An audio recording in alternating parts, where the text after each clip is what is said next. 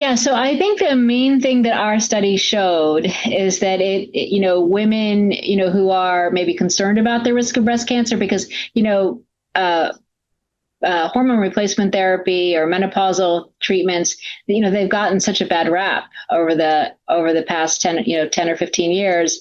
And so our study really suggests that it's, women who are concerned about the risk of breast cancer can feel comfortable taking this medication for their menopausal symptoms. And I would say that also maybe women who are concerned, maybe they're maybe at a little bit higher risk of developing breast cancer, they also can consider this as a potential agent for menopausal symptoms.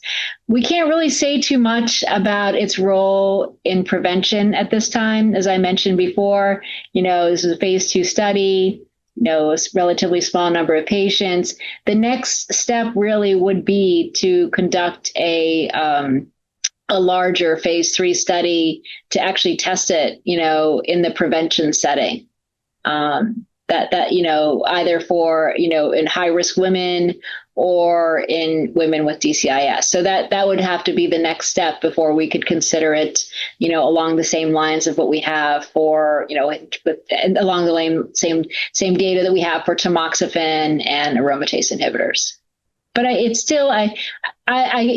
I just think it's really exciting that a menopausal medication has this potential, that that potential is out there.